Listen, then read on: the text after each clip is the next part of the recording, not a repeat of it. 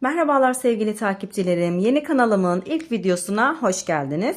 Yeni kanalımın adı Elmas'ın Patikleri. Bildiğiniz üzere diğer YouTube kanalımın adı Örgücü Bayan'dı. 10 gün önce YouTube kanalım çalınmıştı. Geri almaya çalışıyoruz. Olumlu yönde ilerliyoruz. Umarım en kısa zamanda geri alabilirim kanalımı ve oradan da devam ederim videolarıma. Kafamı dağıtmak için sizler için çok güzel bir model hazırladım. Biraz uğraş olsun bana diye çünkü çok üzüldüm bu 10 gün süresinde. Umarım güzel bir patik çalışması olur. Sizler de beğenirsiniz. YouTube kanalıma abonelik ücretsizdir. Ücretsiz olarak abone olabilirsiniz. Bildirimleri de açarsanız video yüklediğimde hemen haberdar olursunuz. Videolarımı beğeniyorsanız beğen tuşuna basmayı, altına da yorum yapmayı unutmayın. Bismillah diyerek hemen patiğimizin yapımına geçelim. Patiğim 3 renkten oluşacak. Krem, fuşya pembe ve yeşil. Ben bu renkleri seçtim. Siz kendi zevkinize göre renkleri ayarlayabilirsiniz. İplerim normal patiklik iplerdir. Herhangi bir tuhafiyeden temin edebilirsiniz. 3 numara 2 şiş kullanacağız. Patiğimizin ilerleyen kısımlarında 2 şişe daha ihtiyacımız olacak. Arka kısmını yapmak için. Ön kısmını 2 şişle yapacağız. Arka kısmını 4 şişle yapacağız. Mecburen. Çünkü bazı modeller 2 şişle ilerleyemiyor maalesef.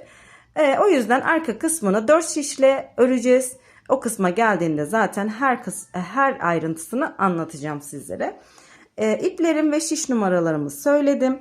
Bu bilgileri verdikten sonra hemen modelimi göstereyim. Sizlere gerçekten çok güzel bir çalışma oldu. Benim için de hem kafa dağıtmak için güzel bir uğraş oldu. Şöyle yeni modelimi göstereyim. Harika bir model. Renk uyumu deseniz zaten çok güzel duruyor. Hemen şöyle diğer yan kısmını da göstereyim. Tabanı göstereyim. Harika oldu. Renkler hava bulutlu olduğu için çok fazla net görünmüyor ama gerçekten gerçeğini görseniz şahane bir renk uyumu oldu. Ben çok beğendim. Umarım sizler de beğenirsiniz. Dediğim gibi ön kısmını 2 şişle yapacağız. 4 şişle yapacağımız kısım şu kısım. Yani buralara mecburen 3 şişin üzerine alacağız. 4. şişimizle örerek ilerleyeceğiz topuğa kadar. Bu şekilde yapmamız gerekiyor çünkü. Her ayrıntısını anlatacağım sizlere. Benim elimin ayarına göre bu patiğim bu ölçülerde 38-39 numaraya uygun oldu. Siz kendi elinizin ayarına göre ve ayağınızın büyüklüğüne göre arka kısmını, yani şu kısmı benim söylediğim miktardan biraz daha fazla veya eksik yapabilirsiniz. Büyük uzun yaparsanız büyük ayağa göre olur. Biraz daha eksik yaparsanız küçük ayağa göre olur. Benim kendi elimin ölçülerine göre 38-39 numaraya uygun oldu. Hemen şöyle bir kenara alayım. Modelimize başlayalım. Bismillahirrahmanirrahim deyip başlayalım.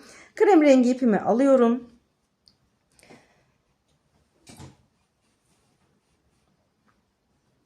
Şöyle çok az bir ip bırakarak şişimize ilmek atarak başlıyoruz.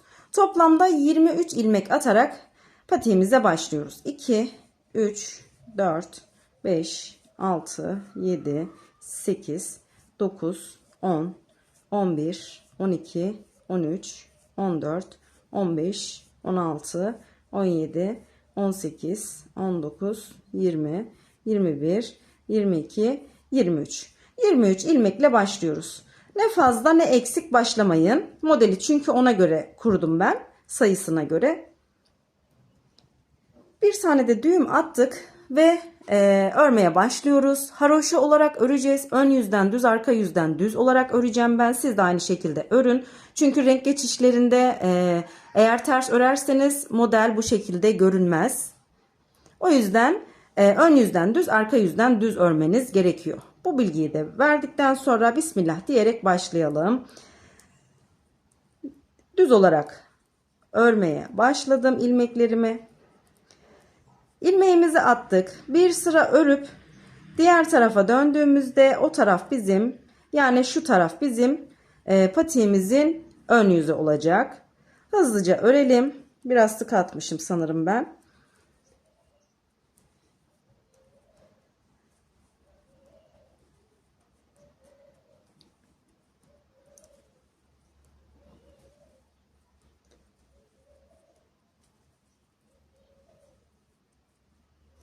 Evet, 23 ilmeğimi düz bir şekilde ördüm, döndüm. Döndükten sonra burası benim patiğimin ön yüzü olacak. Şu şekilde ipimiz bu tarafta kalacak. Bakın şurada kalacak. Burası ön yüzümüz. Şimdi krem rengi ipimizle yine ön yüzden düz, arka yüzden düz olarak örüp gelelim. Evet, 2 sıramı ördüm. Gördüğünüz gibi 2 diş haroşam oluştu. Yeşil ipimizi bağlayalım. Hemen modelimize başlıyoruz. Şöyle patiğim arka kısma iteyim. Burayı netleştirsin. Yeşil ipimizle örmeye başlıyoruz. Renk geçişi olduğu için ilk ilmeğimizi örüyoruz.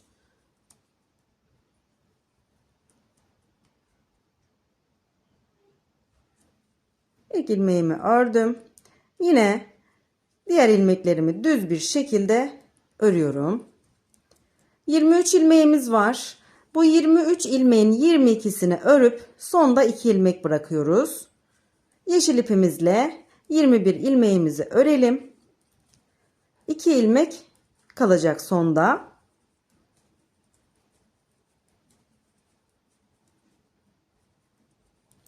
Evet, 21 ilmeğimi ördüm. 2 ilmek sol şişimde kaldı.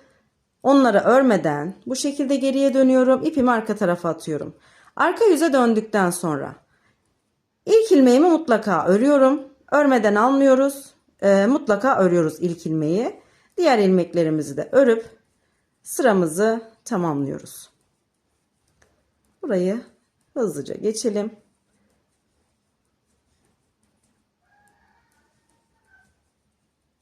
Arka yüzde herhangi bir işlem yok. İlmeklerimizi düz olarak örüyoruz. Ön yüze döndüm. Şimdi krem rengi ipimi alıyorum.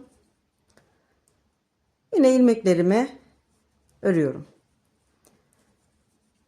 Bu defa 19 ilmek örüyoruz ve yeşil ilmeklerden 2 tane bırakıyoruz. Örmeden sol şişimizde bırakıyoruz.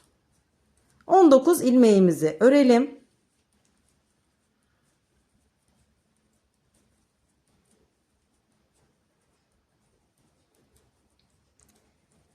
Yine 2 ilmek örmeden sol şişimde bıraktım. Geriye dönüyorum. Döndükten sonra ipimi arkaya attım. İlk ilmeğimi örüp diğerlerini de örerek sıramı tamamlıyorum.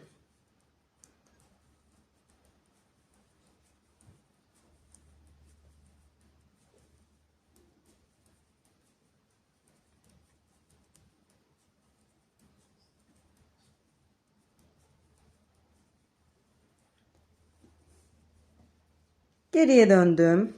Ön yüzdeyim. İlmeklerimi yine yeşil ipimle örüyorum. Bu defa her rengimizden 2 sıra örüyoruz. Ön yüzden ve arka yüzden örerek 2 sıramızı tamamlıyoruz ve bir diş haroşamız oluyor. Şimdi yeşil ipimizi aldık. 17 ilmeğimizi örüyoruz bu defa. Yine krem rengi ilmeklerimizden ikisini bırakıp geriye döneceğiz. Yani 17 ilmek örmüş oluyoruz bu sıramızda.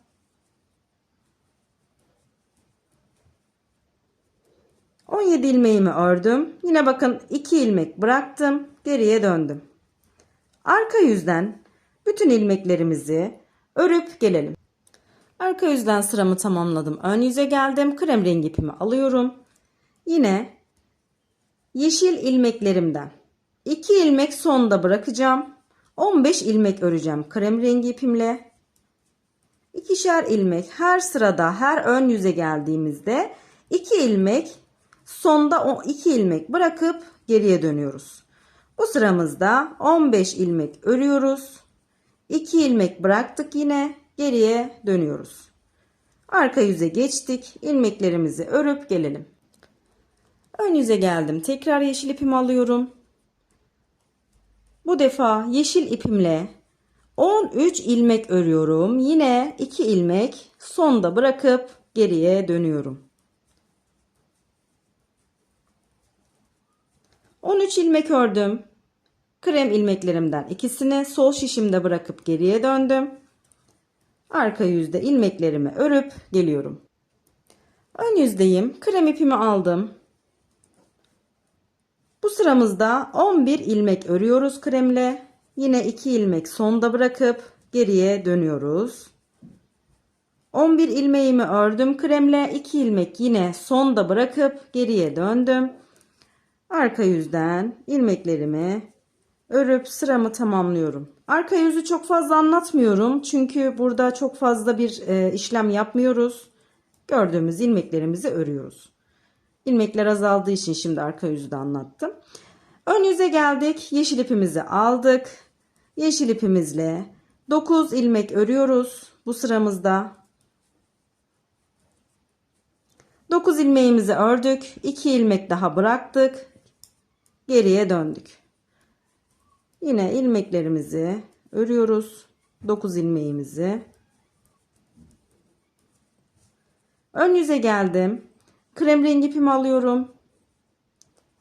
Bu defa 7 ilmek örüyorum.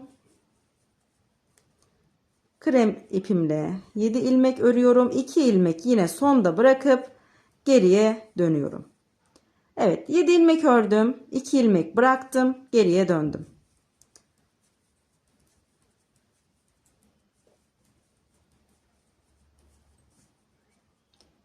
Ön yüze geldim. Son kez yeşil ipimi aldım. Yeşil ipimle 5 ilmek örüyorum. 5 ilmek ördüm. Yine 2 ilmek bıraktım. Geriye döndüm. Yeşil ilmeklerimi arka yüzden örüp sıramı tamamlıyorum. Evet. Bu şekilde ilk kısmı tamamladık. Krem ipimi alıyorum. Krem ipimi aldım. Şimdi bütün ilmeklerimizi krem rengi ipimizle örüyoruz. Sonuna kadar. Yani 23 ilmeğimizin tamamını kremle örüp ön yüzden ve arka yüzden sıramızı tamamlıyoruz. Hiçbir işlem yapmıyoruz. İlmeklerimizi sadece gördüğümüz gibi örüyoruz. Bakın aralarda delikler oluşmuyor. Bu şekilde kapanıyor. Şimdi ön yüzden ve arka yüzden örelim ilmeklerimizi, ön yüzde görüşelim. Ön yüzden ve arka yüzden ilmeklerimizi düz olarak ördük. Bu şekilde ilk kısmı tamamlamış olduk. Şimdi ortadaki pembe kısma geçiyoruz, yaprak kısmına. Şuraya yani. Yan kısmını tamamladık. Şimdi buradayız. Pembe ipimizi bağlayacağız ama ilmeklerimizi önce örmemiz gerekiyor. 13 ilmeğimizi örelim krem ipimizle. 2, 3, 4, 5, 6, 7, 8, 9, 10, 11, 12, 13, 14, 13 ilmeğimizi ördük. Hemen pembe ipimi alıyorum. Bağladım. Pembe ile devam ediyoruz. Burada yeşili kesebilirsiniz. Çünkü diğer tarafı örerken arada bayağı bir mesafe olacak. O yüzden yeşil ipi burada kesebilir ve diğer tarafta tekrar bağlayabilirsiniz. 13 ilmeğimi ördüm. Pembe ipimle örmeye devam ediyorum. 1, 2, 3, 4, 5, 6, 7, 8 ilmeğimi pembeyle ördüm. Yine 2 ilmek sol şişimde bırakıp geriye döndüm. İlk ilmeğimi mutlaka örüyorum. Dönüşlerde unutmayalım. Şimdi pembe ilmeklerimizi yine haroşa olarak örelim.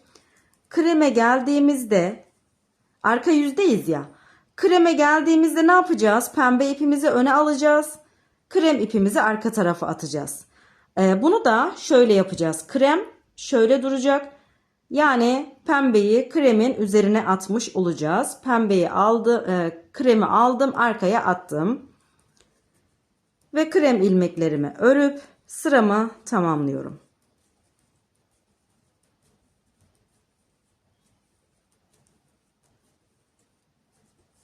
Evet, burada sıramı tamamladım. Ön yüze geldim. Krem ipimle 12 ilmeğimi örüyorum. 2, 3, 4, 5, 6, 7, 8, 9, 10, 11, 12 ilmeğimi ördüm. Kremi bırakıp pembeyi alıyorum. Bakın bırakırken de pembenin üzerine bırakıyorum şu şekilde.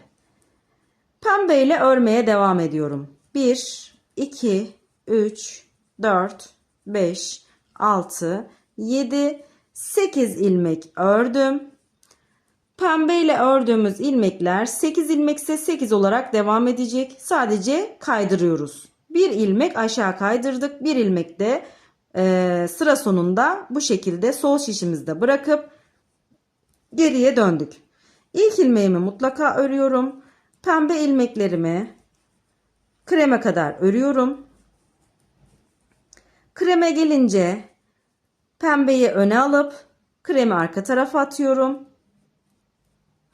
Ve krem ilmeklerimi örüp sıramı tamamlıyorum arka yüzde.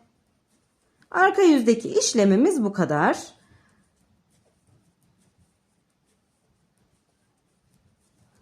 Ön yüze geldim. Şimdi kremle devam ediyoruz. 2, 3, 4, 5, 6, 7, 8, 9. Bu sırada pembeyle örmüyoruz. 10, 11, 12, 13, 14, 15, 16, 17, 18, 19 ilmeğimizi ördük. Bakın bir ilmek pembe ilmeklerden bırakmış olduk. Pembeyi kullanmadık bu sıramızda. Geriye dönüyoruz. Arka yüzde krem ilmeklerimizi örelim. Sıra sonuna kadar sıra başında görüşelim. Sıramızı tamamladık. Ön yüze geldim. Bu sırada pembe ipimizi kullanacağız. 1, 2, 3, 4, 5, 6, 7, 8, 9, 10 ilmeğimi ördüm. 10 ilmeğimi ördükten sonra pembeyi alıyorum. Kremi bırakırken bakın dikkat ediyorum, şu şekilde pembenin üzerinde olacak. Pembeyle örmeye devam ediyorum. 1, 2, 3, 4, 5, 6, 7, 8. Yine 8 ilmek örüyoruz. Bir ilmek kremden bıraktım sol şişimde, geriye döndüm. Bu defa birer birer ilmek bırakıyoruz. Arka yüze döndük. Pembeleri pembeyle, kremleri de kremle örüp sıramızı tamamlayıp gelelim. Arka yüzden ilmeklerimi ördüm. Pembeleri pembeyle, kremleri de kremle devam ediyorum. Krem ipimle 1, 2, 3, 4, 5, 6, 7, 8, 9 ilmeğimi kremle ördüm. Kremi bırakıp pembeyi alıyorum. Şuna dikkat edelim. 8 ilmek pembeyle örüyorum. 2, 3, 4, 5, 6, 7, 8 ilmek ördüm. Yine bir ilmek sol şişimde bırakıp geriye döndüm. İlk ilmeğimizi mutlaka örüyoruz. Pembeleri pembeyle, kremleri de kremle örüp gelelim. Arka yüzden sıramı tamamladım. Ön yüzdeyim. Bu sıramızda sadece krem kullanacağız. Şurada yaptığımız gibi. Pembeyi kullanmıyoruz. Krem ilmeklerimizi sayalım. 1, 2, 3, 4, 5, 6, 7, 8, 9, 10, 11, 12, 13, 14, 15, 16 ilmeğimizi kremle ördük. Yine bir ilmek sol şişimizde bırakıp geriye döndük. İlk ilmeğimizi mutlaka örelim. Sıramızı tamamlayıp gelelim. Arka yüzden sıramı tamamladım. Yine pembe ipimizi kullanacağız bu sıramızda. 1, 2, 3, 4, 5, 6, 7 ilmeğimi kremle ördüm. Pembe ipimi alıyorum. Pembe ipimle 1, 2, 3, 4, 5, 6, 7, 8 ilmeğimi ördüm. Yine bakın bir ilmek sol şişimde bırakıp geriye döndüm. İlmeklerimizi renklerine göre örüp gelelim. Arka yüzden sıramızı tamamladık. Ön yüze geldik. Kremle yine devam ediyorum.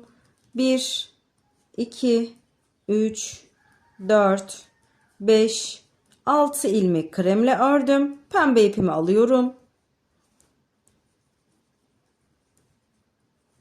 1, 2, 3, 4, 5, 6, 7, 8.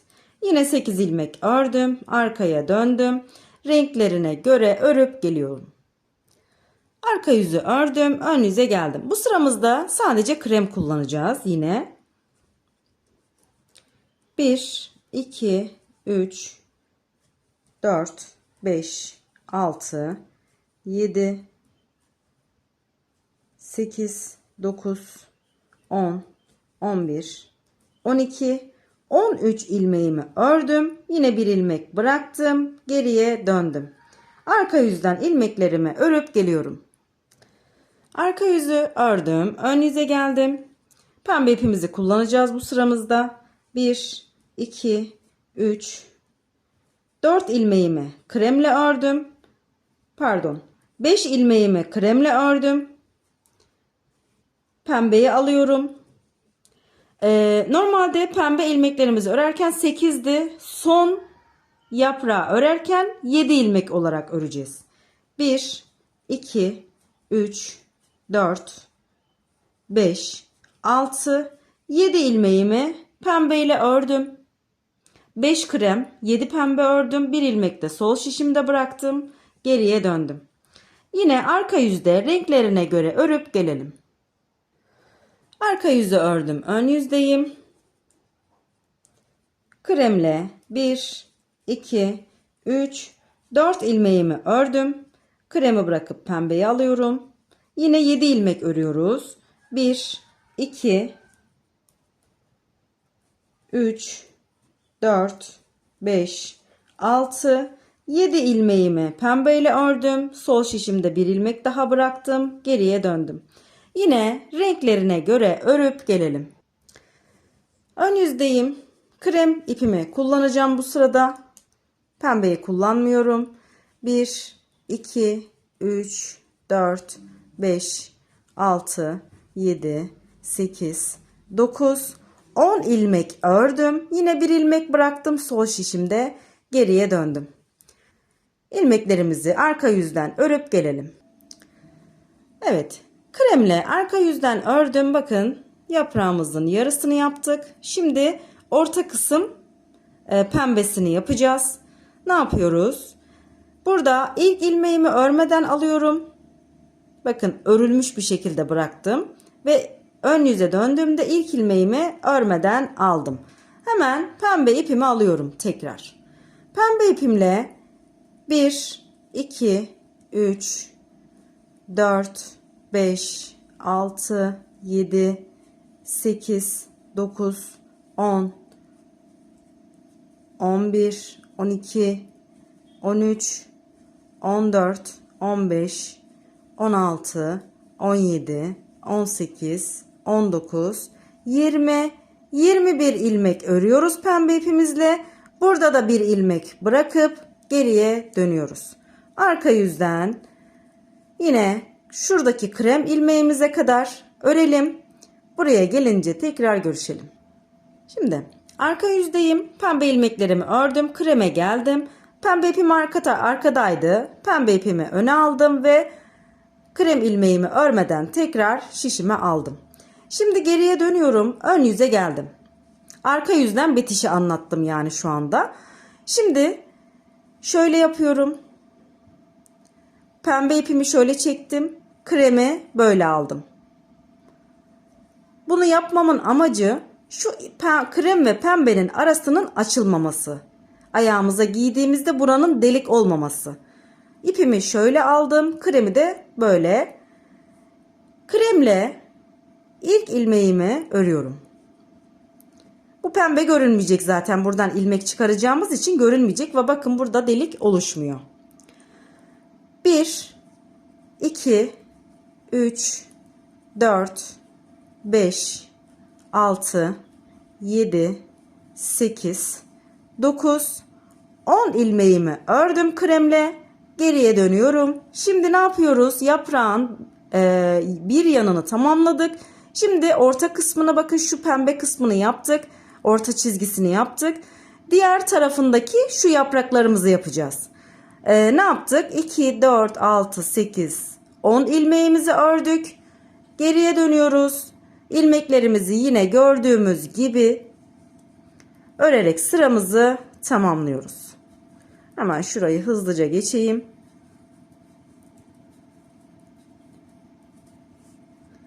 Ön yüze geldim. Burada pembe ipimizi de kullanacağız. 1, 2, 3, 4 ilmeğimi ördüm kremle. Burada pembeyi alıyorum. Pembeyi aldım. Bakın burada son 1, 2, 3, 4. yaprağı yaparken kaç ilmek yapmıştık? 7 ilmek. Şimdi 7 ilmek pembeyle öreceğiz. 1, 2, 3, 4, 5, 6, 7 ilmek pembeyle ördüm. Şu şekilde görünüyor. Geriye dönüyorum. Yine pembeleri pembeyle, kremleri de kremle örerek sıramı tamamlıyorum arka yüzde. Arka yüzde hiçbir değişiklik yok. İlmeklerimizi renklerine göre örüp sıralarımızı tamamlıyoruz. Ön yüze geldim.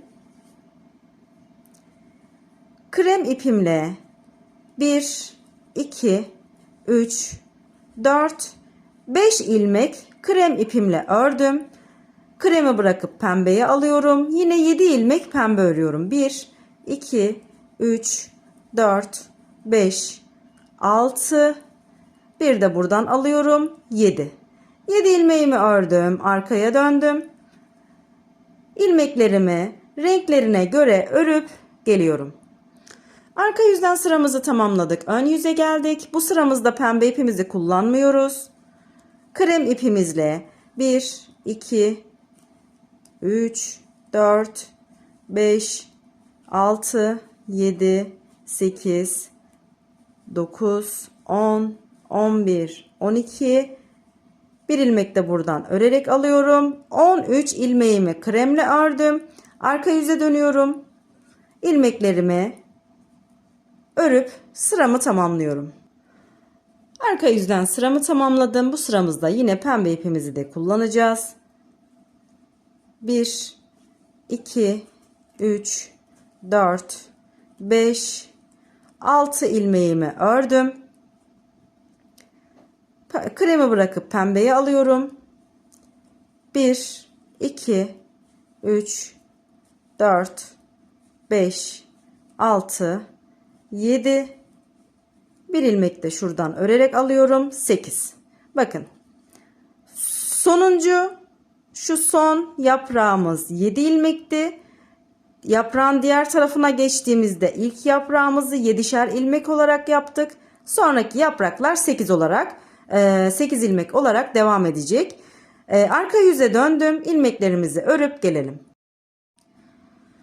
Evet, arka yüzden ilmeklerimi ördüm. Şimdi devam ediyorum. Krem ipimle 1, 2, 3, 4, 5, 6, 7 ilmek örüyorum krem rengi ipimle. Hemen pembe ipimi alıyorum. Pembe ile yine 8 ilmek örüyorum. 1, 2, 3, 4, 5, 6, 7, 8 ilmeğimi ördüm. Geriye döndüm. Arka yüzden yine ilmeklerimi renklerine göre örüp gelelim. Arka yüzden sıramızı tamamladık. Tekrar ön yüzdeyiz. Bu sıramızda pembe ipimizi yine kullanmıyoruz. Kremle devam ediyoruz. 2, 3, 4, 5, 6, 7, 8, 9, 10, 11, 12, 13, 13, 14, 15, 16 ilmek örüyoruz kremle. Geriye dönüyoruz. Arka yüzden ilmeklerimizi örüp gelelim. Ön yüze geldim. Yine devam ediyorum.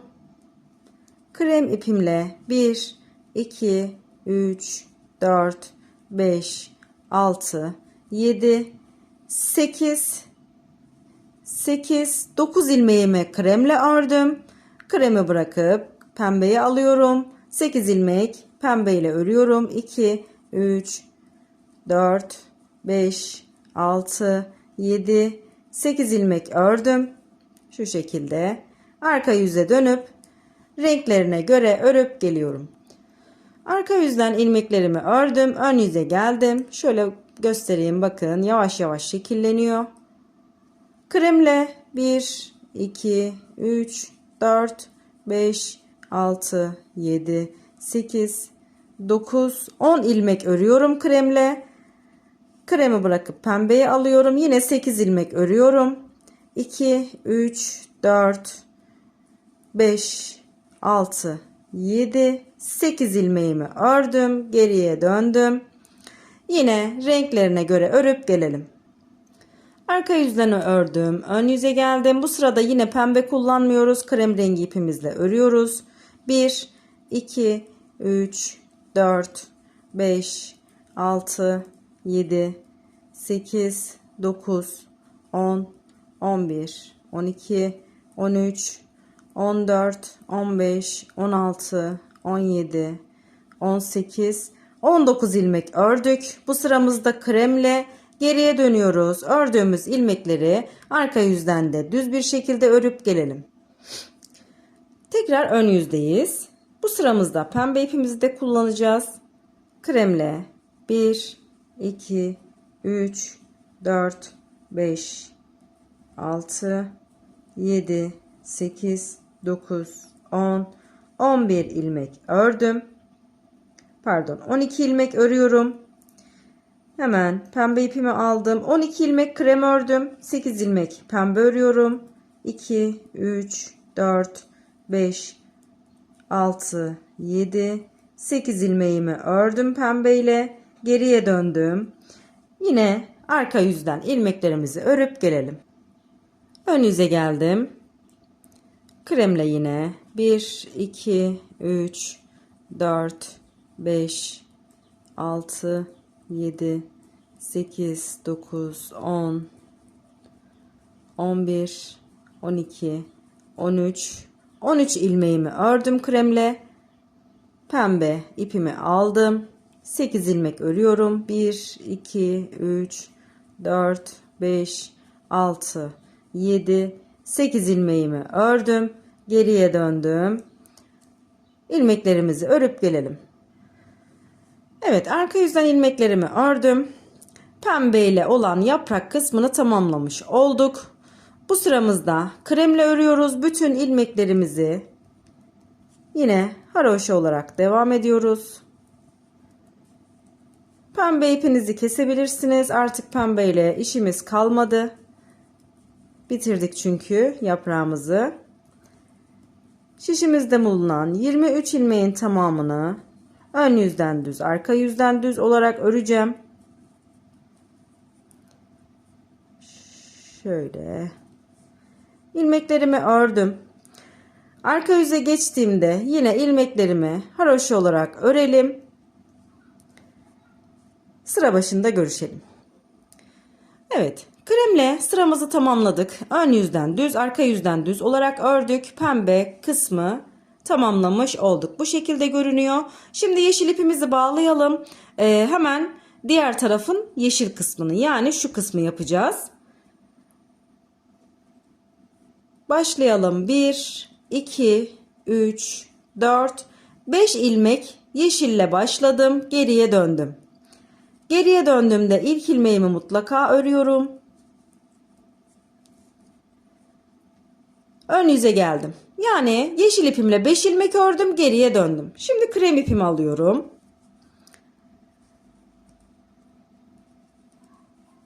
Bir, 2, 3, 4, 5, 2 ilmek de buradan örerek alıyorum. 6, 7. Kremle 7 ilmek ördüm. Geriye döndüm. Döndükten sonra yine ilmeklerimi örüp sıramı tamamlıyorum. Ön yüze geldim. Yeşil ipimi alıyorum.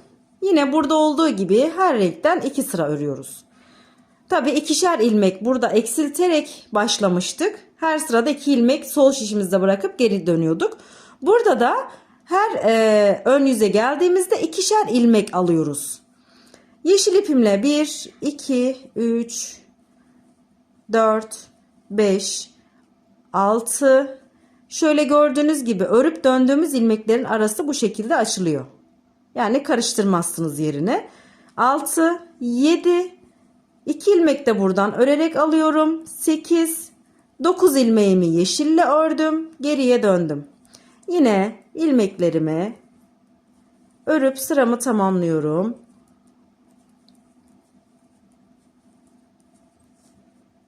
Geriye döndüm. Krem ipimi aldım.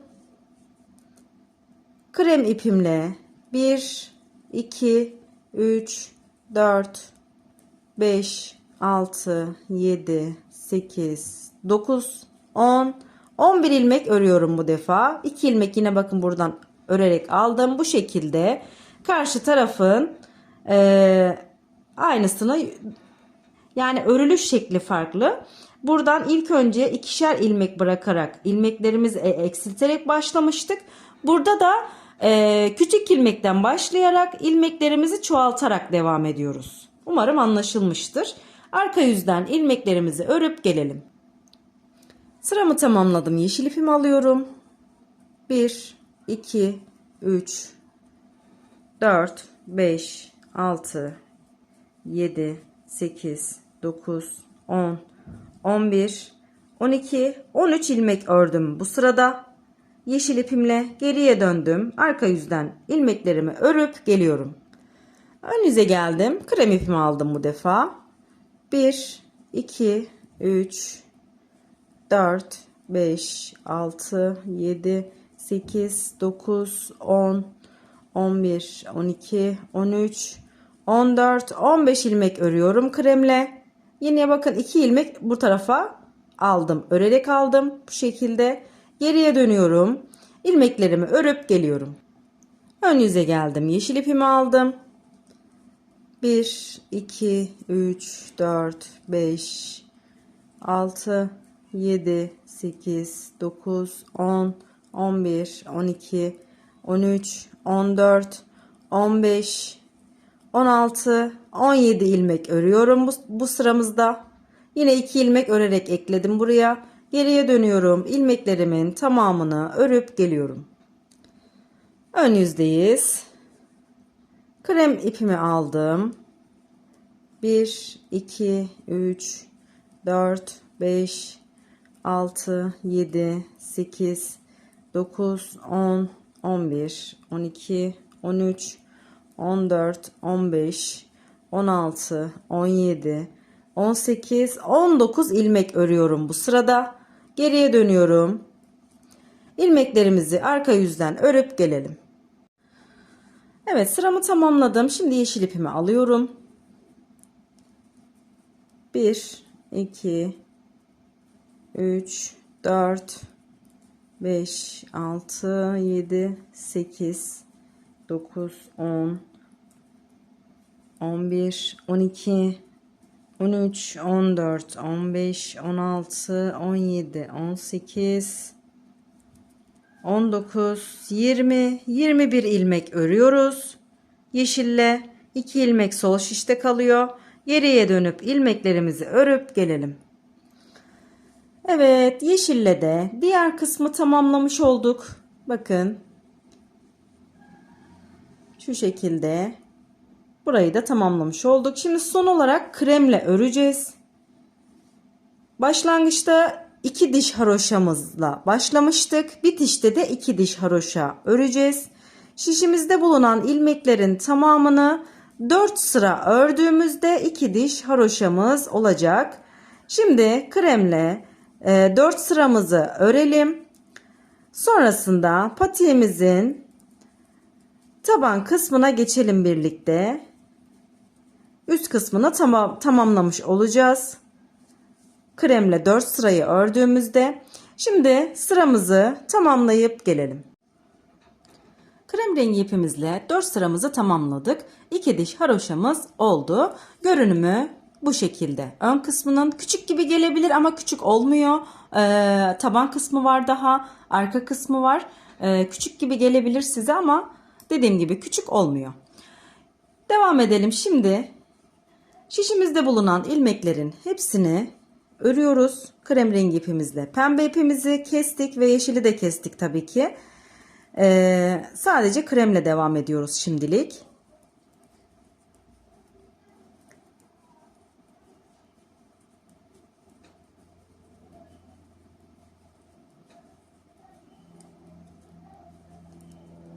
23 ilmeğimi ördüm. Şurada bakın şöyle bir oyuntu var. Buradan her yuvadan birer tane ilmek çıkaracağım. 1 2 3. Bakın buradan çıkardığımda, yani şu pembe ile kremin birleşim noktasından çıkardığımda burası delik oluşuyor. Bunu ne yapacağım? Hemen bir tığ yardımıyla şöyle son pembe haroşanın dibindeki herhangi bir yere batıyorum. Şuraya battım. Bu ikisini birlikte bu şekilde ilmeğimi böyle çıkarttım. Şöyle yapalım ya da. Evet, şu üstteki telini aldım. Bir de krem yuvayı aldım. Bu şekilde ilmek çıkardım ve şişime taktım. 3 ilmek çıkarmış olduk buraya kadar. 4 5 ve 6. 6 ilmeğimi çıkardım. Şimdi burada hemen her yuvaya birer kez batarak ilmeklerimizi çıkarıyoruz.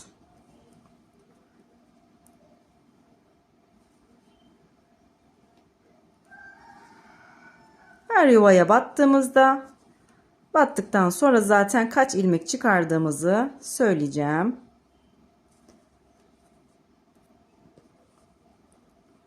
Burası ilk başladığımız kısım. Her yuvaya batarak bu şekilde ilmek çıkarıyoruz.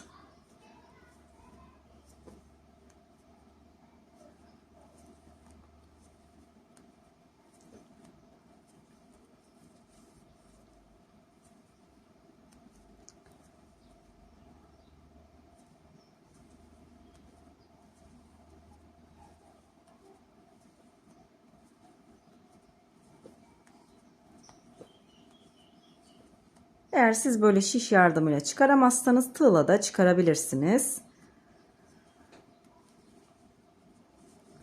Şimdi şuradan da bir tane çıkartayım.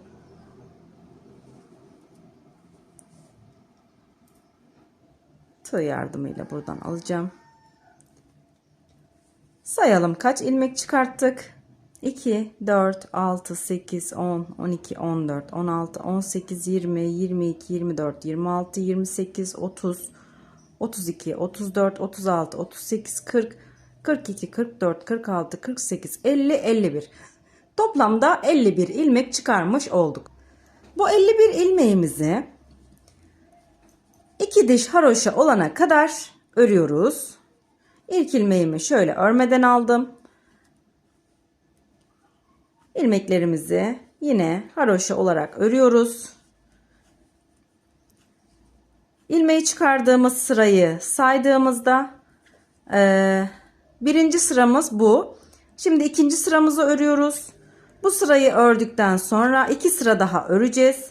Yani ilmek çıkardığımız sırayla birlikte toplamda 4 sıra olmuş olacak. Yani 2 diş haroşamız olacak bilek kısmında. Şimdi ilmeklerimizin tamamını bu şekilde haroşa olarak örelim. 2 diş olacak.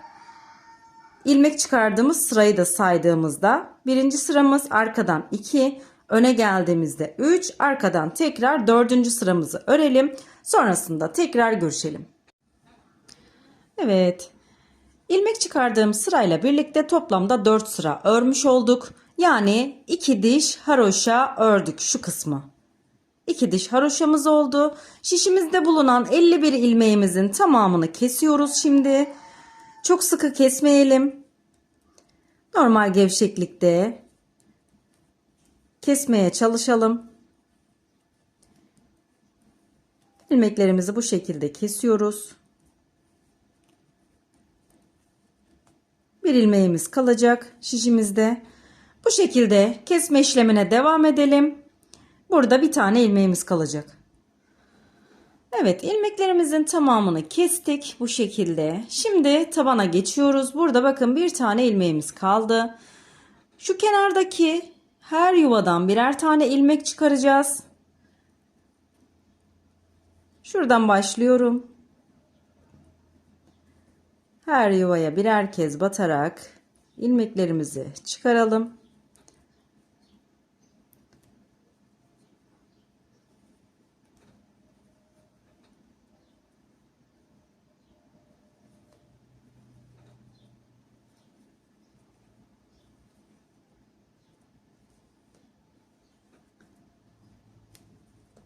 yuvaları atlamadan çıkarmamız gerekiyor.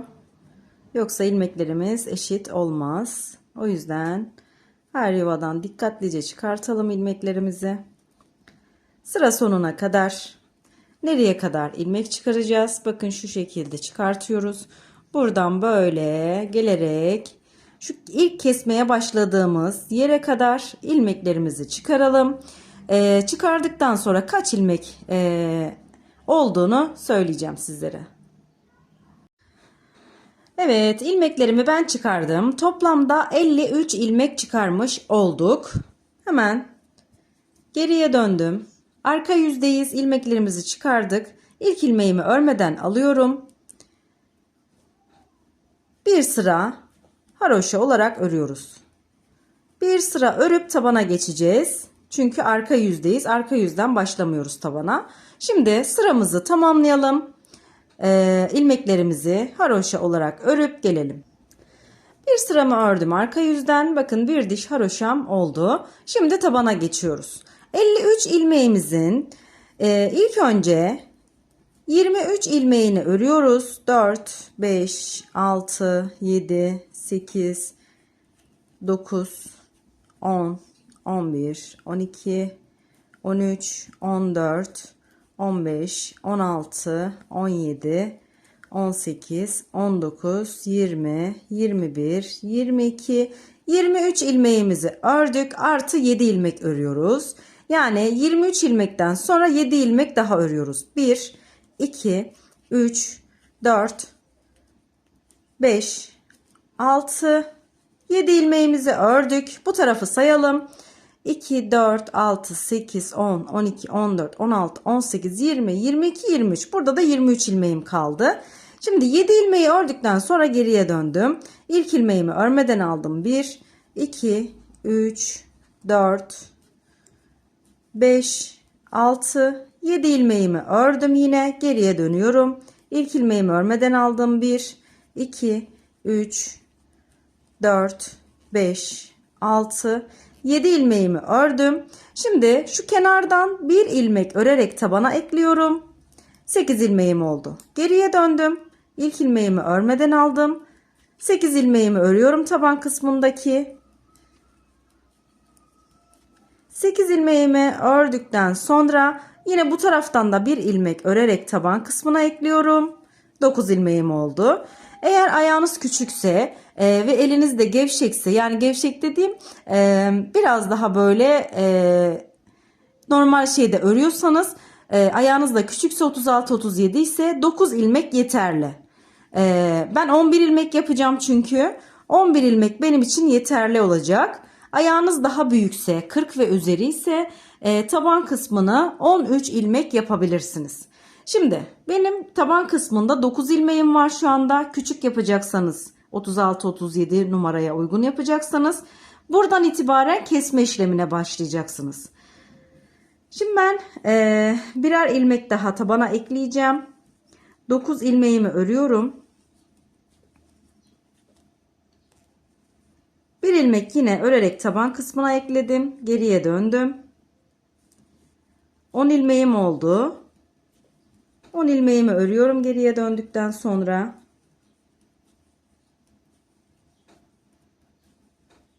10 ilmeğimi ördüm. Bir ilmek de buradan örerek taban kısmına ekledim. 11 ilmek oldu. Şimdi buradan itibaren kenardaki ilmekleri birer birer eksilteceğiz. Sadece 11 ilmeğimizi öreceğiz. İlk ilmeğimi örmeden aldım. 10 ilmeğimi örüyorum. 9 ilmek yapanlar 8 ilmek örecek. 9. ile bir sonrakini kesecek. Eğer 13 ilmek yaptıysanız 12 ilmek öreceksiniz. 13. ile bir sonrakini keseceksiniz. Şimdi ben 10 ilmeğimi ördüm. 11. ilmeğim bu. 11. ile bir sonraki ilmeğimi ikisini birlikte alarak kestim. Geriye döndüm. İlk ilmeğimi örmeden aldım. Yine devam ediyorum. 10 ilmek örüp 11. ile bir sonrakini kesiyorum. Siz de bu şekilde taban kısmını kaç ilmek yaptıysanız bu yöntemle devam edeceksiniz. 10 ilmeğimi ördüm. 11. ile bir sonraki ilmeğimi kestim. Geriye döndüm. Yine ilk ilmeğimi örmeden alıyorum. Aynı işleme devam ediyorum. Ta ki şişimde sadece taban kısmına ayırmış olduğum 11 ilmeğim kalana kadar. Yani kenardaki şu ilmekleri birer birer her sırada kesiyoruz. Buraya kadar geldiğimizde şişimizde sadece 11 ilmeğimiz kalacak.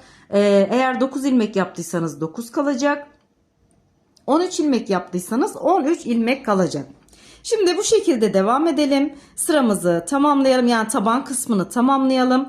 Şişimizde dediğim gibi sadece 11 ilmeğimiz kalacak. Evet, patimizin tabanını yaptık. Şöyle 11 ilmeğimiz kalana kadar devam ettik. İlmeklerimizi kesmeye. Şişimizde şu anda 11 ilmeğimiz var. Şöyle göstereyim ön taraftan da. Diğer 2 şişe de ihtiyacımız var. Bu aşamadan sonra 2 şiş daha ekliyoruz. Şimdi hem bu kenardan hem de bu taraftan ilmek çıkarıp patiğimizin arka kısmına başlayacağız. Benim hemen bir tığa ihtiyacım var. Tığımı aldım. Bakın şu yeşilin şu kısımdaki yeşilin son dediğim yani ilk ilmeğin hemen üzerinden,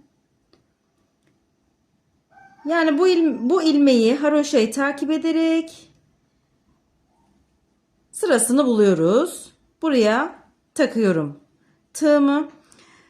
Bu taktığım yerden şuraya kadar 22 ilmek çıkaracağım ve ipimi kesmeden yapacağım bu işlemi. Buradan ilmeğimi çıkardım. Şöyle ipimiz bu şekilde ama şimdi ilmeğimizi çıkartırken bu ipi arada yürüteceğiz. Onda kesinlikle sıkıntı olmaz. İlmeğimi çıkardım. Hemen şişime takıyorum. Taktıktan sonra bakın şöyle yandan göstereyim yakından. Haroşanın içerisine battım ve ilmeği çıkardım. Şimdi bir yanındaki haroşanın şuraya içerisine batıyorum ve şu ipimi şişimin üstüne alıyorum.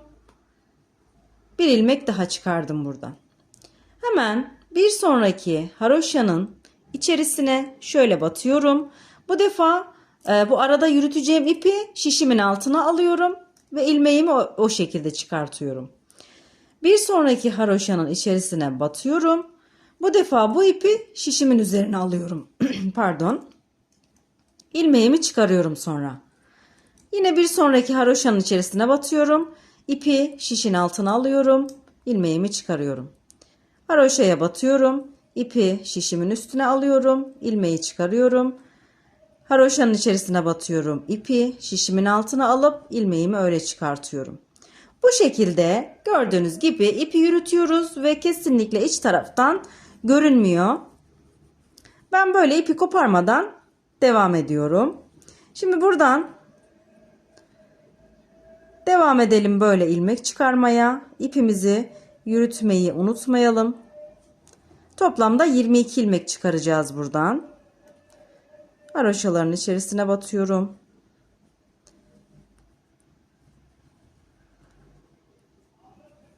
Şöyle ben zaten bir alta bir üste getiriyorum ipimi. Arada yürütüyorum. Parmağım yardımıyla, elim alışık olduğu için bu şekilde seri olarak yapıyorum. Yani yapmadınız diye yapmadım olarak gözükmesin. Bakın şu şekilde yürütüyorum içten. Haroşalara battım. Sıradakine batıyorum. Bakalım hemen kaç tane çıkarmışız? 2, 4, 6, 8, 10, 12, 14, 16, 18, 20, 21. 21 ilmek çıkarmışız. Bir tane de şuradan çıkartıyoruz. 22. Şimdi 22 ilmeğimi çıkardım. Bu şişimin üzerinde kalacak. Hemen diğer bir şişimi alıyorum. Taban kısmındaki 11 ilmeğimi örüyorum. Yine haroşa olarak. Patimizin her tarafı haroşa olduğu için haroşa olarak devam ediyoruz. Taban kısmındaki 11 ilmeğimi ördüm. Ördükten sonra hemen şuradan ilmek çıkarmaya başlayacağım. Bu şişimi üzerine çıkaracağım. Bakın şu taban kısmındaki son çıkardığımız ilmek bu. Bunun hemen dibine batıyorum. Buradan bir ilmek çıkartıyorum. Hemen yanındaki haroşanın içerisine batıyorum. Bu şekilde devam ediyorum ilmeklerimi çıkarmaya. Buradan da yine 22 ilmek çıkaracağız. Toplamda 55 ilmeğimiz olacak. 3 şişimizin üzerinde 55 ilmeğimiz olacak. Gördüğünüz gibi bakın haroşaların içerisine batıyorum. Boşluğa o şekilde batıyorum. Kolaylıkla çıkarmış oluyorum böyle yapınca. Zorlanmıyorum yani ilmekleri çıkarırken.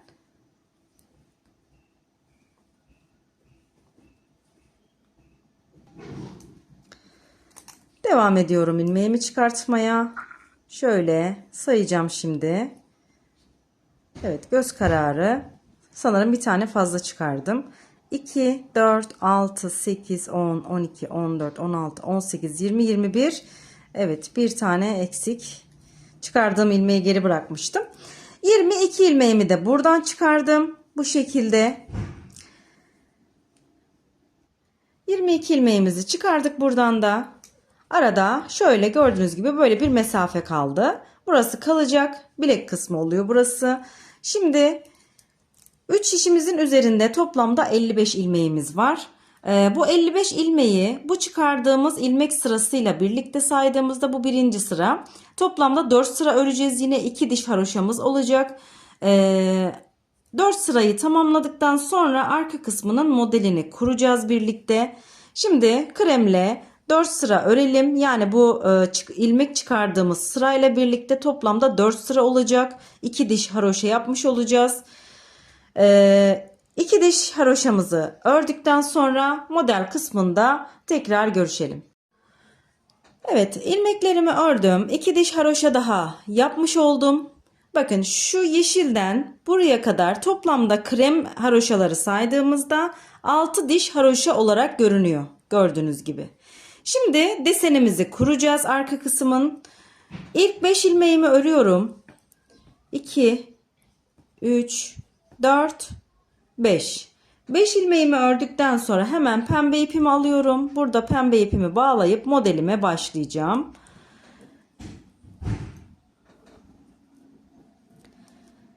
Pembe ipimle buraya kadar kremle ördük ama buradan sonra kremi devam ettirmeyeceğiz. Sadece pembe ipimizle öreceğiz.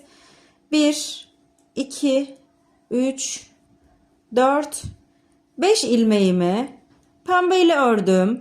3 ilmek örmeden şişimi alıyorum. 5 ilmek örüyorum pembe ile. 1, 2, 3, 4, 5 ilmek ördüm. 3 ilmek örmeden şişimi aldım. Yine 5 ilmek örüyorum pembe ile. Birini ördüm. 2, 3, 4, 5 ilmek ördüm. 3 ilmek örmeden alıyorum. Tekrar 5 ilmek örüyorum pembe ile. Diğer şişime geçtim. 5.'yi buradan örüyorum. 3 ilmek örmeden alıyorum. 5 ilmek pembeyle örüyorum. 2, 3, 4, 5 ördüm. 3 ilmek örmeden aldım. 5 ilmek örüyorum yine. 2, 3, 4, 5. 5 ilmeğimi ördüm. Bakın burada da 5 ilmek kremim kaldı. Şimdi bunu zaten örmüyoruz. Krem diğer tarafta kaldığı için geriye dönüyorum. Bu şekilde geriye döndüm. İlk ilmeğimizi mutlaka örüyoruz dönüşte. Şimdi pembe ilmekleri haroşa olarak örüyorum. Krem ilmeklere gelince pembe ipimi öne alıp bu 3 krem ilmeğimi örmeden tekrar şişimi alıyorum. Pembe ipimi tekrar arka tarafa atıyorum. Pembe ilmeklerimi yine haroşa olarak örüyorum. Model çok basit. Çok kolay ilerliyor. Kreme gelince öne aldım pembe ipimi. Krem ilmekleri örmeden tekrar şişime alıyorum. Ve pembe ipimi tekrar arkaya atıyorum. İlmeklerimi örüyorum bu şekilde. 5 ilmek pembeyi örüyorum. Kremlere gelince ipimi öne alıp krem ilmekleri tekrar örmeden şişime alıyorum. İpimi arkaya atıyorum. Pembe ilmeklerimi örüyorum.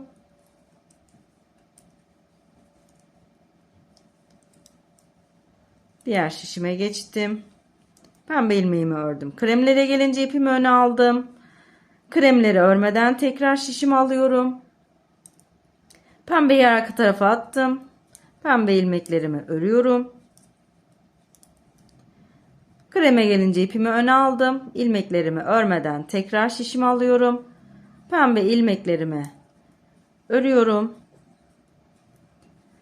Şimdi buraya kadar kremi örmüştük. Burada pembe ipimi öne aldım ve geriye dönüyorum.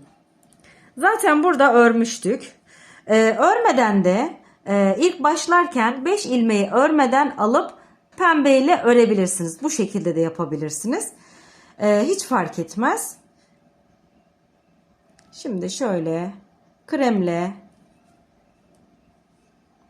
şöyle yapacağım. Buraya kadar örüp geldiğim için buradan devam ediyorum. İlmeklerimi kremle öreceğim. Bütün ilmeklerimi örüyorum bu sırada.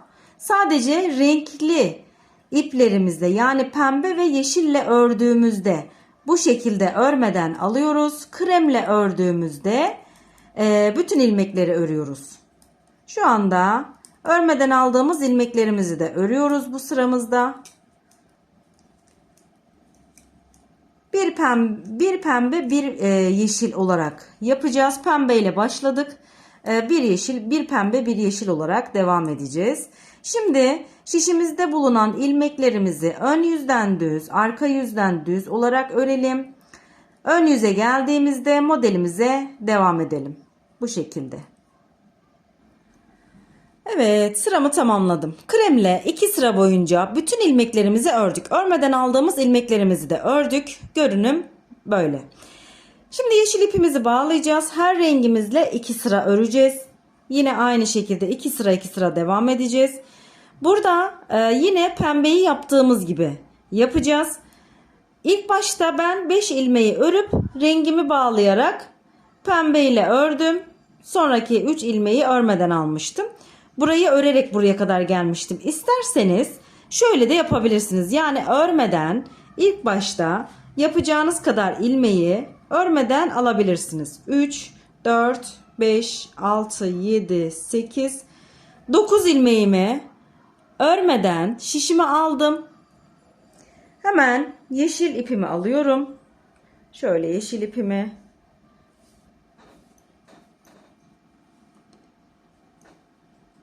Burada 9 ilmeğimi örmeden aldım. Yeşil ipimi aldım. Bakın modeli kaydırmalı olarak oturtuyoruz. Her iki pembenin ortasına denk gelecek şekilde.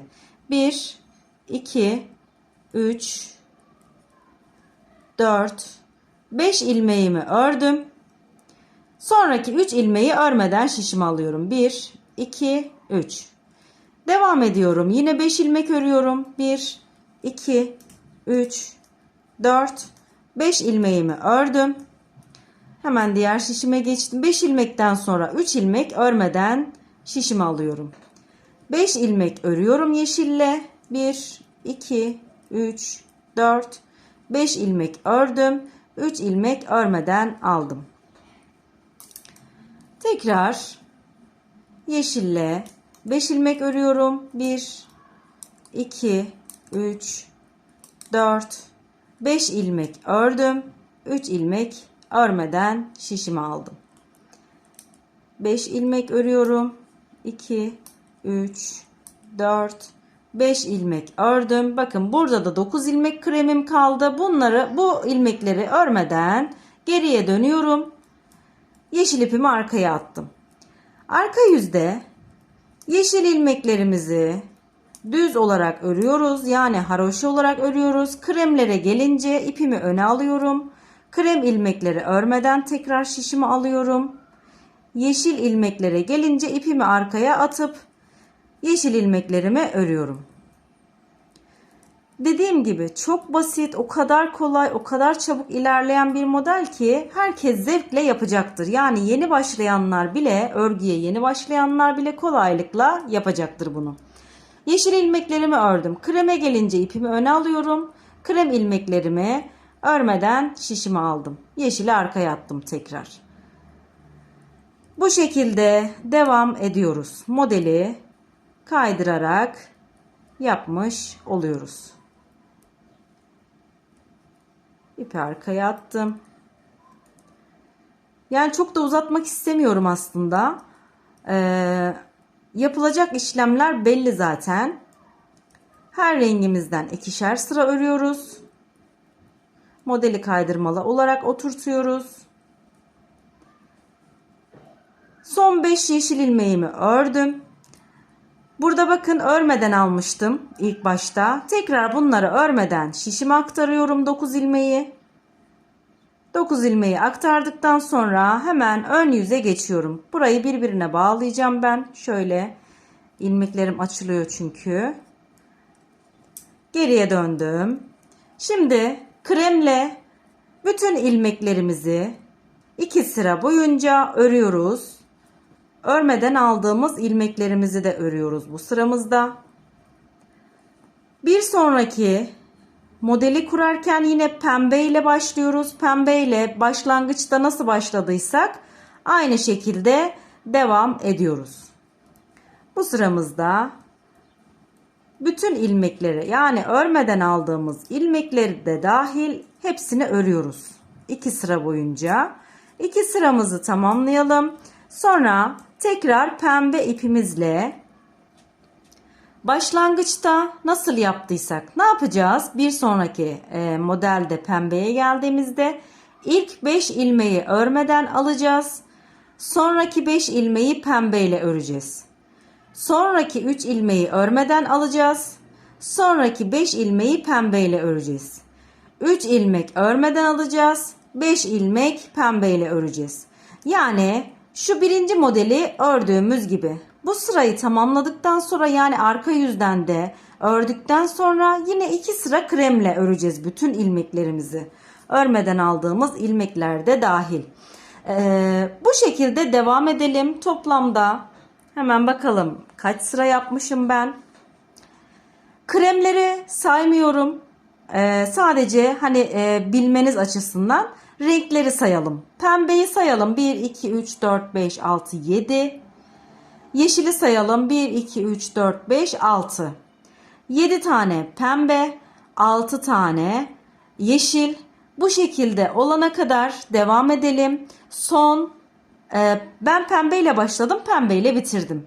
Siz isterseniz yeşille başlayıp yeşille de bitirebilirsiniz. Ya da hangi rengi kullanıyorsanız onunla başlayıp başladığınız renkle de bitirebilirsiniz. Şimdi ben pembeyle başlayıp pembeyle bitirmek istedim. Pembeyle bitirdikten sonra da yine 2 diş kremle haroşamı ördüm. Sonrasında tabana geçtim. Arka kısmını bu şekilde tamamlayalım. Arka kısım gerçekten çok kolay.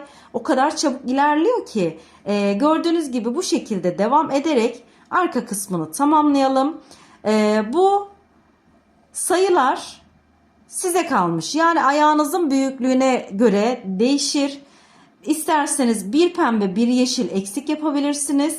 İsterseniz 2 pembe bir yeşil eksik yapın. Ya da 2-3 tane şurayı, yani şu son 2-3 tane rengi yapmadan bitirebilirsiniz. Yani ne oluyor? 5 pembe 5 yeşil olmuş oluyor. 36 ve 37 numara için. Bu şekilde yapıp tabana topuğa geçebilirsiniz. Tabii ki bu sıradan sonra, yani 5 pembe 5 yeşilden sonra 2 diş kremle haroşa örmeyi unutmayalım. Sonrasında topuğa geçip patiğinizi tamamlayabilirsiniz. Sayıları verdim. Ayağınıza göre ayarlamak sizden. Tabii ki bu benim elimin ölçüsü. Siz kendi elinizin ayarına göre ayağınıza giyerek de ölçerek de yapabilirsiniz. Şimdi topuğa kadar modelimizi tamamlayalım. Topuğu örmek üzere tekrar görüşelim. Evet, ben topuğa kadar modelimi tamamladım. Gördüğünüz gibi. Hemen ben burun kısmından topuğa kadar olan yerin santim olarak ölçüsünü vereyim sizlere. Sizlerin aklında bir fikir olsun. Şöyle, şuradan tersten oldu. Şöyle tutayım. Toplamda hemen hemen 20 santim civarı. 3-4 santim de topuk olarak gelecek. 23-24 santim civarı olur bitimi. Bakın hiçbir şekilde esneme falan yapmadım. Yani patik nasıl duruyorsa bu şekilde ölçümü yaptım. Yani 20 santim topuğa kadar. Dediğim gibi 3-4 santim de topuk için gelecek. Yani 23-24 santim kadar olacak bittikten sonra. Bu santim ölçüleri sizler için faydalı olur. Hemen topuğa geçelim. İlk şişimdeki ilmeklerimi örüyorum. Son ilmeğe kadar. Bu şişimde 22 ilmek vardı. 21 ilmeğini örüyorum. Şimdi bu şişlerimizi 2 şiş üzerine alacağız. Yani 2 şişle devam edeceğiz. 21 ilmeğimi normal haroşa olarak örüyorum. 21 ilmeğimi ördüm. Son bir ilmeği örmeden hemen şunu şişimi bırakayım. Örmeden alıp diğer şişime aktarıyorum. Bu ilmeğimle bir sonraki ilmeği ikisini birlikte alarak kesiyorum. Buradan devam ediyorum şimdi. Yine şurada 11 ilmeğimiz vardı. Bu 11 ilmeğin yine son ilmeğine kadar örelim. Bakın şu birinci ilmek. 2, 3, 4, 5, 6, 7, 8, 9, 10 ilmeğini örüyorum. 11.yi örmeden alıp diğer şişime aktarıyorum. Aktardıktan sonra bu ilmekle bir sonraki ilmeği ikisini birlikte alarak kesiyorum. Hemen şöyle şişlerimi bir kenara bırakıyorum. Yani ilk kestiğim ve son kestiğim ilmekle birlikte yine 11 ilmek bıraktık. Bakın şurada taban kısmında 11 ilmek yapmıştık. Topuğu da 11 ilmek yapacağız. 2, 4, 6, 8, 10, 11. Yani kenarlardan birer ilmek alarak kesmiş olduk birer tane. Geriye döndüm. İlk ilmeğimi örmeden aldım. 1, 2, 3, 4, 5, 6, 7, 8, 9, 10 ilmeğimi ördüm. Yine 11. ile bir sonraki ilmeğimi kestim. Geriye döndüm. İlk ilmeğimi örmeden aldım. 1, 2, 3, 4, 5, 6, 7, 8, 9, 10 ilmeğimi ördüm. Yine 11. ile bir sonrakini kestim. Bu şekilde devam edelim. Ta ki şişimizin sonunda, yani şu kenardaki ilmeklerimizden sonunda 3 veya 4 ilmek kalana kadar böyle birer birer ilmek eksiltmeye devam edelim. Şu topuk kısmındaki 11 ilmeğimizi eksilteceğiz. Ben böyle bilek kısmının çok böyle esnek olmasını istemediğim için genelde patiklerimde bu şekilde yapıyorum. Yani son 3 veya 4 ilmek kalana kadar bu şekilde birer birer keselim. 4 ilmek kalınca topuk kısmındaki 11 ilmeğimizi eksilteceğiz birkaç tane. Eksilttiğimizde ayağımıza giydiğimizde çıkma problemi olmayacak. O yüzden bu işlemi yapacağız. Şimdi oraya kadar gösterdiğim gibi topuğu keselim. Sonrasında görüşelim. Evet, patiğimizin topuğunu tamamladık. Sonda bakın burada sağ tarafta 3 ilmek, burada da 4 ilmeğimiz kaldı. Bu 11 ilmekte birkaç ilmek eksilteceğiz. Hemen başlayalım. 1, 2, 3, 4, 5, 6, 7, 8, 9 ilmeğini örüyorum. Son 2 ilmekle kenardan da bir ilmek alarak üçlü bir kesim yapıyorum. Hem buradan hem de diğer taraftan eksiltmiş olduk. Geriye döndüm. 1, 2, 3, 4, 5, 6, 7, 8 ilmek ördüm. Yine son 2 ilmekle kenardan da bir ilmek alarak burada da üçlü bir kesim yapıyorum. Geriye dönüyorum. 1, 2, 3, 4, 5, 6, 7 ilmek örüyorum. Son 2 ilmekle kenardan yine bir ilmek alarak üçlü kesim yapıyorum.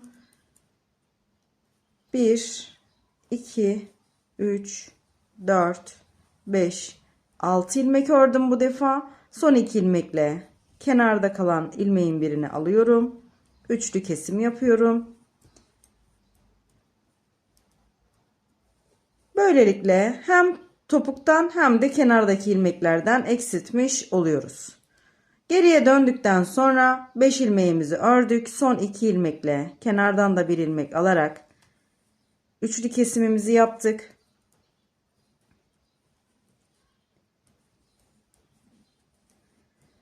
Arkaya döndüğümüzde 4 ilmek ördük. Son 2 ilmekle kenardan da bir ilmek alarak yine üçlü bir kesim yaptık. Geriye döndük. Şimdi burada ilmeklerimizin tamamını keseceğiz. Hemen ilk 2 ilmeğimi birlikte alarak kesiyorum. İlmeği şişime takıyorum. Yine bir sonraki ilmekle kestim. İlmeği şişe taktım. Bir sonraki ile kestim. Şimdi buraya gelince 3 tane ilmeğimiz kaldı. Bu 3 ilmeğin üçünü birlikte alarak kesim yapıyorum. Bu şekilde tamamlamış oldum topuk kısmını. Hemen şunu bırakayım. Bir tane de zincir çekiyorum.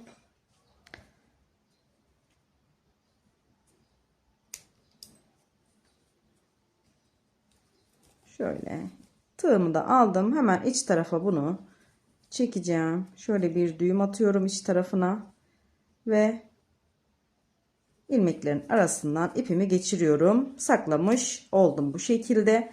Gördüğünüz gibi buradan da arka kısımdan da ilmek eksilterek bilek kısmını biraz daha daraltmış olduk. Böyle yaparak ayağınızdan çıkmasını engelleyebilirsiniz patiğin. Şimdi hiç çekiştirmeden şöyle yaparak yine santim olarak ölçüsünü vereyim sizlere. Toplam kaç santim olmuş?